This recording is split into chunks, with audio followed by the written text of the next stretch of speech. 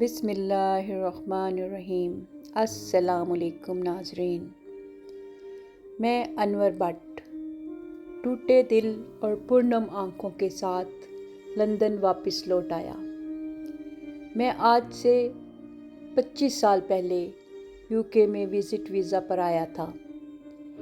میرا تعلق غریب فیملی سے تھا۔ میرے والد محنت مزدوری کر کے ہم 6 بہن بھائیوں کو بڑی مشکل سے پال رہے تھے۔ ہم 2 بھائی اور 4 بہنیں تھیں۔ ابھی میں نے میٹرک ہی کیا تھا کہ والد صاحب کا ایکسیڈنٹ ہو گیا۔ باپ کا سایہ سر سے اٹھا، زندگی تپتی دھوپ میں آ گئی۔ کرایہ کا مکان اور کوئی ذریعہ معاش بھی نہیں۔ سب سے بڑا میں تھا۔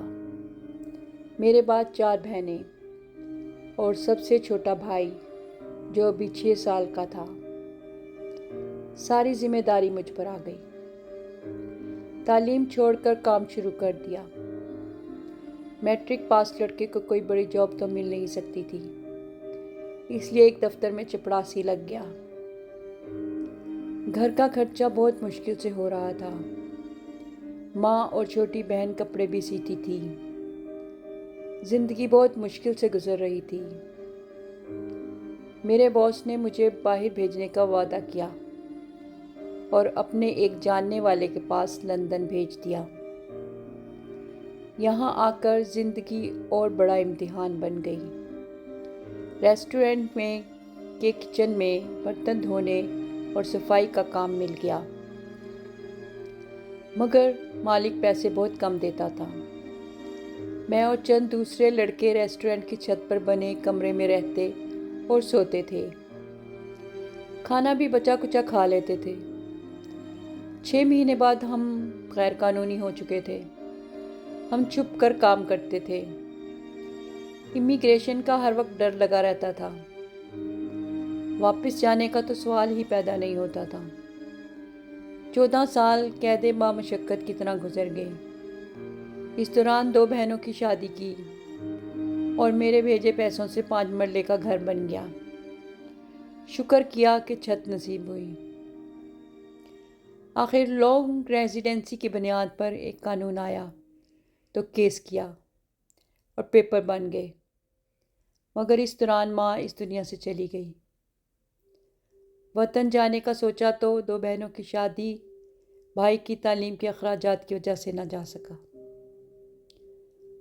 آخر 25 سال پردیس کاٹ کر ٹکٹ کروایا، سب کے لیے تحفے تحائف لیے۔ میں بہت خوش تھا۔ وطن پہنچا تو دنیا ہی بدلی ہوئی تھی۔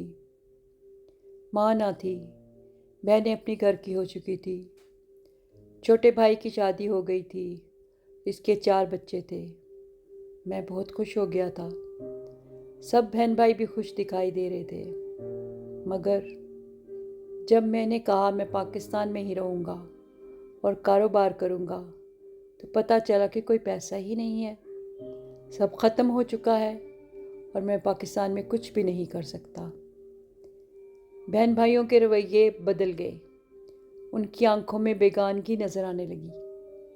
میرے پاس بھی کچھ نہ تھا، سب پاکستان بھیجتا رہا تھا۔ سب نے مجھے احساس دلایا کہ مجھے واپس چلے جانا چاہیے۔ میرا دل چور چور ہو گیا۔ جن کے لیے پردیس کاٹا، آج وہ دیس میں مجھے پردیس کا احساس دلا رہے تھے۔ ان کے صدر رویوں نے مجھے توڑ کے رکھ دیا۔ اب واپس لندن چلا آیا۔ اب میں ہوں، میری تنہائی ہے۔ اب میں کس کو الزام دوں؟ شاید یہی زندگی ہے۔ شکریہ۔ کہانی پسند آئی ہو، لائک، سبسکرائب، شیئر کریں۔